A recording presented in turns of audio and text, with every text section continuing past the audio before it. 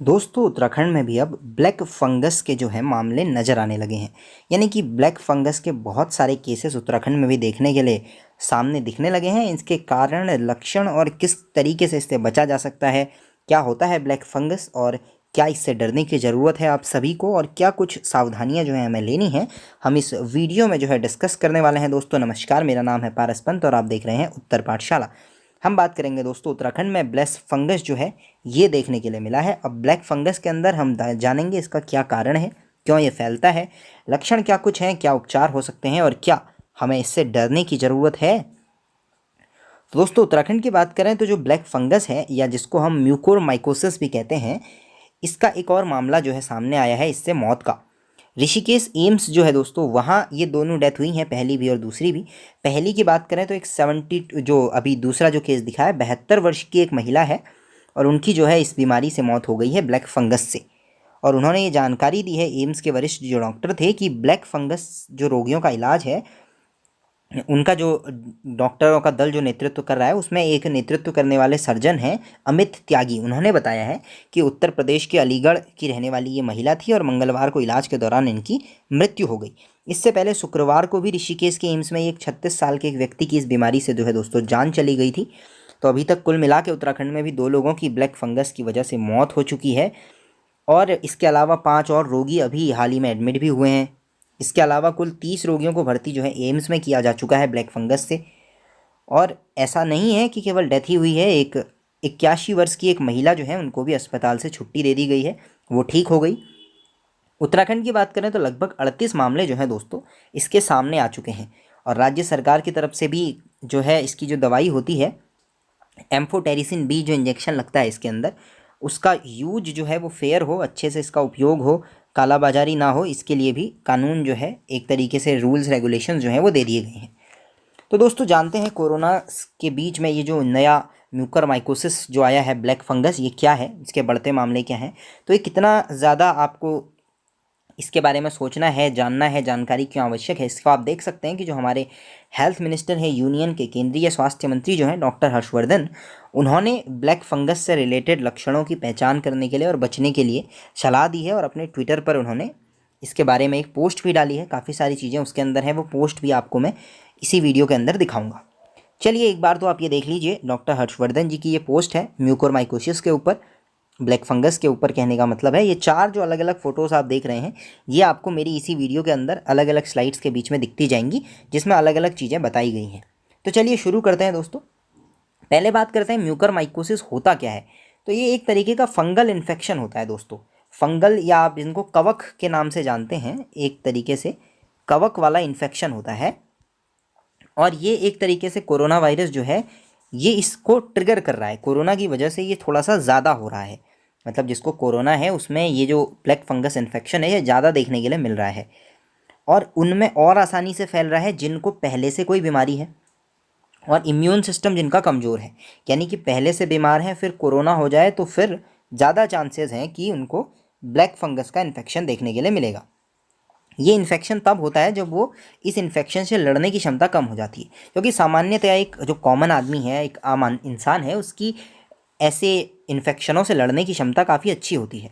तो ऐसा में ब्लैक फंगस जो है वो वैसे तो नेचुरली रहता है, लेकिन वह ज़्यादा इफेक्ट डाल नहीं पाता और लोग अपने आप से ही उसके प्रभाव से दूर हो जाते हैं। लेकिन जिनको पहले से बीमार हैं और दोबारा से कोविड भी हो जाए, तो ऐसे में ये जो कोविड है ये ट्रिगर कर रहा है इस इन्फेक्शन को, कि इससे ज़्यादा लोग प्रभावित हो रहे हैं।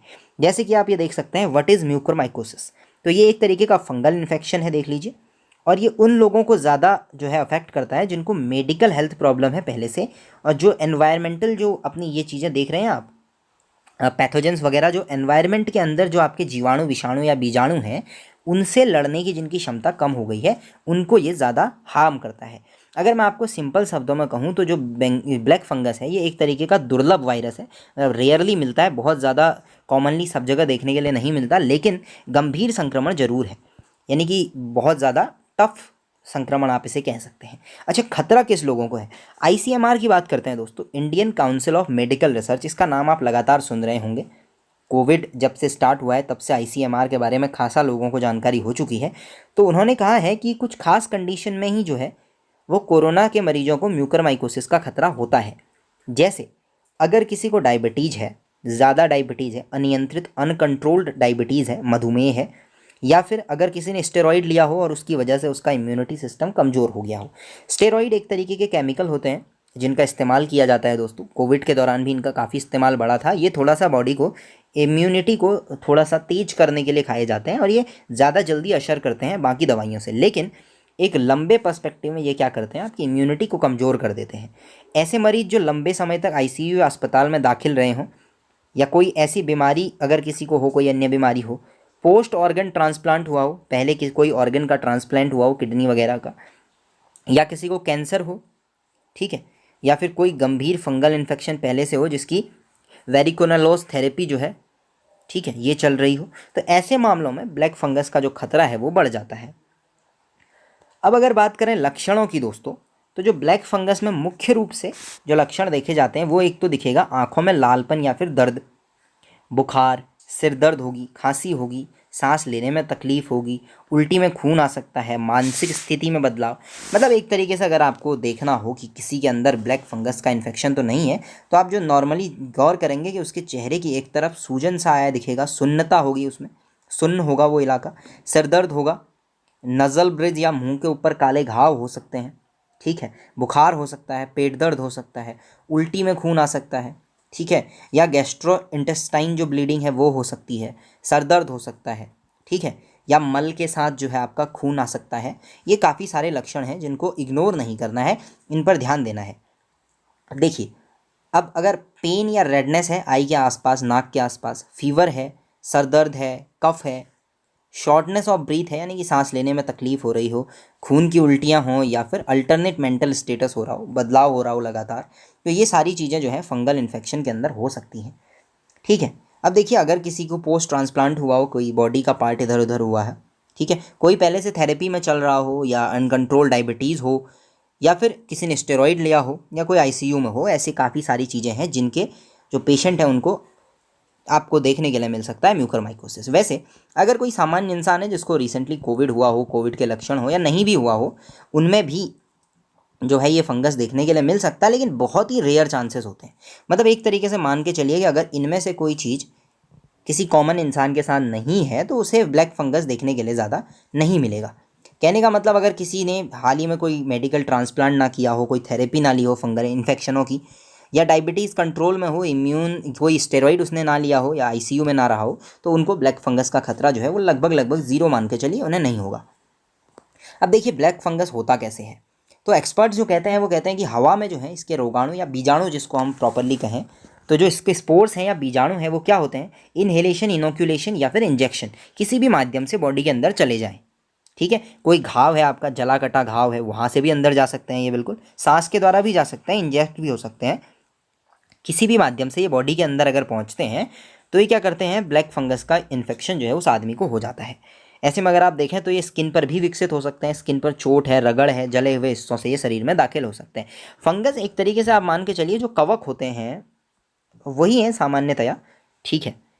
अब इनकी अगर बात करें तो एक और चीज़ मैं आपको यहाँ पे बताऊँ कि अगर एक इंसान को फंगल इन्फेक्शन है दोस्तों, ठीक है, एक इंसान को अगर फंगल इन्फेक्शन है तो ज़रूरी नहीं है कि उससे दूसरे इंसान को फंगल इन्फेक्शन हो जाए। एक इंसान से दूसरे इंसान में नहीं, लेकिन वहाँ से हवा में अगर ब्लैक फंगल इन्फेक्शन फैला है तो वहाँ से ज़रूर हो सकता है। यानी कि अगर आप ब्लैक फंगस के घाव को इस तरीके से ढक दें तो एक इंसान से दूसरे इंसान में ये नहीं फैलता है, ना तो जानवरों से इंसान में और इंसान से जानवरों में फैलता है। तो एक तरीके से अगर आप कहें तो ये जूनोटिक डिजीज़ नहीं है और घूमने वाली डिजीज़, इधर उधर फैलने वाली डिजीज़ भी नहीं है। अच्छा, बचें कैसे, इससे क्या बचाव हो सकता है, तो इसकी बात करें तो अगर कभी भी धूल वाली जगहों पर जाना हो, मिट्टी या खाद का या काई का कोई काम हो, तो वहाँ जूते हैं, ग्लव्स हैं, फुल स्लीव्स की जो शर्ट है, वो ट्राउज़र जो हैं, यानी कि कैसे भी करके बॉडी को कवर रखना है। घाव वगैरह अगर बॉडी में है तो उनको किसी भी तरीके से डायरेक्ट एयर टच में नहीं लाना है। धूल वाली जगहों में मास्क पहन लेना है, तो इनहेलेशन बच जाएगा, इनोक्यूलेशन जो है वो बच जाएगा, है ना। डायबिटीज़ जो है ये थोड़ा सा आपको कंट्रोल रखना पड़ेगा, ठीक है ना। स्टेरॉइड जो है वो कम लिए जाएँ तो ज़्यादा अच्छा है। तो ऐसी चीज़ें अगर होती हैं तो म्यूकरमाइकोसिस जो है या ब्लैक फंगस जो है इससे बचा जा सकता है।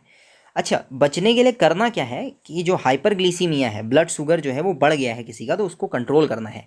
पहली और बड़ी इंपॉर्टेंट जो शर्त है वो ये है कि ब्लड शुगर को कंट्रोल में रखना बहुत ज़रूरी है, क्योंकि कोविड-19 अगर हो जाता है तो उसके बाद भी ये चेक करते रहना है कि कहीं ब्लड शुगर का लेवल इंक्रीज़ ना हो रहा हो, क्योंकि कोविड-19 वैसे ही इम्यूनिटी को कमज़ोर कर देता है। ऐसे में अगर आपको ग्लूकोज का ब्लड ग्लूकोज ज़्यादा है, हाइपरग्लिसीमिया है, तो ऐसे में तो और ज़्यादा दिक्कत है कि ब्लैक फंगस जो है ये हो सकता है। स्टेरॉइड का इस्तेमाल कम करें या केवल जब डॉक्टर्स कहें तभी करें, है ना। अगर ऑक्सीजन थेरेपी चल रही है तो ह्यूमिडिफायर यानी साफ पानी का इस्तेमाल करना है एक तरीके से, ठीक है। एंटीबायोटिक्स और एंटी फंगल दवाएं जो हैं इनका इस्तेमाल किया जाता है, डॉक्टर्स ये बताते हैं। बिल्कुल इलाज संभव है ब्लैक फंगस का, ठीक है। अच्छा, ब्लैक फंगस में बचने के लिए लक्षण जो हैं इनको नज़रअंदाज ना करें। अगर बंद नाक है तो इनके मामलों को केवल बैक्टीरियल साइनसाइटिस ना समझें, या फिर केवल ये ना समझना कि कोविड-19 ही है या फिर कोई सा नॉर्मल बुखार वगैरह है। थोड़ा सा सीरियसनेस जरूर दिखाएं और लक्षणों पर ध्यान दें। देखिए, क्या करना है क्या नहीं करना है उसके बारे में बताया गया है। हाइपरग्लिसीमिया को कंट्रोल करना है, उसके अलावा ब्लड ग्लूकोज को चेक करना है। स्टेरॉइड्स को केवल तभी लेना है जब डॉक्टर कहें, ठीक है। क्लीन साफ पानी लेना है अगर ऑक्सीजन थेरेपी चली हो, है ना। और एंटी फंगल दवाइयाँ या हैं एंटीबायोटिक्स जो हैं इनको केवल तभी लेना है जब डॉक्टर्स की राय हो। क्या नहीं करना है दोस्तों, तो मिस वार्निंग साइंस और सिम्टम्स को छोड़ना नहीं है। अगर कोई भी सिम्टम्स दिखे तो उस पर ध्यान देना है। सारी बंद नाक को केवल ये नहीं मान के चलना है कि कोविड-19 या खांसी ही है। अगर थोड़ा भी लगता है कि ऐसा कुछ लक्षण आपको दिखते हैं तो तुरंत आपको दिखाना है, ठीक है। फंगल एटियोलॉजी जो है वो चेक करना है और अपना जो आपका ट्रीटमेंट है उसके बारे में अगर कहा जाता है तो बिल्कुल ट्रीटमेंट लेना है, ठीक है। एक KOH टेस्ट होता है, ये माइक्रोस्कोपी की मदद से होता है, ये बिल्कुल कराना है। अगर किसी में भी लक्षण है इसके आसपास भी कहीं दिख जाता है तो बिल्कुल इसको चेक कराइए। इनिशियली अगर इसका पता चल जाता है इसके लक्षणों का, तो जो ब्लैक फंगस है इसकी रिकवरी जो है 1 महीने से 1 सप्ताह से 1 महीने के अंदर ही ठीक हो जाता है। ये तो कोई बहुत बड़ा अपने आप में इशू नहीं है। और महाराष्ट्र के अलावा आप देखें तो गुजरात, मध्य प्रदेश, उत्तर प्रदेश, हरियाणा, छत्तीसगढ़, झारखंड और राजस्थान में भी इसके मामले जो हैं वो दिख रहे हैं। आँख, कान और नाक जो है वहाँ की हड्डी, जबड़े को भी नुकसान पहुँचा सकता है ये। तो जितना जल्दी अगर किसी को थोड़ा सा भी आइडिया लगता है कि किसी को भी कोई भी इन्फेक्शन है तो तुरंत चेक कराएं। और इनिशियल कंडीशन में ही अगर आपको ब्लैक फंगस का इन्फेक्शन का पता चल जाता है तो इस इन्फेक्शन को बिल्कुल ठीक किया जा सकता है। तो अपने आप में कोई बहुत बड़ी समस्या ये नहीं है दोस्तों, इसका जो है उपचार संभव है, ठीक है। अब बाकी आपको पता है कि अगर आप हमसे जुड़ना चाहते हैं तो उत्तर पाठशाला के बहुत सारे तरीके हैं जुड़ने के। यूट्यूब के माध्यम से आप जुड़े हुए हैं, इंस्टा, फेसबुक और ट्विटर, व्हाट्सएप आप देख ही रहे हैं। बाकी मुझसे अगर आप जुड़ना चाहते हैं तो ये सारे के सारे जो हैं इन डिटेल्स में इंस्टा, ट्विटर, व्हाट्सएप और फेसबुक किसी भी माध्यम से आप जुड़ना चाहें तो जुड़ सकते हैं। बाकी होप सो वीडियो आपको पसंद आया होगा। ज़्यादा से ज़्यादा दोस्तों आपको इसको शेयर करना है और लोगों को बताना है कि डरने की ज़रूरत नहीं है। अगर कहीं भी कोई भी लक्षण दिखते हैं तो बिल्कुल उसका इलाज जो है वो संभव है, वो कराइए। Well, thank you, till next video.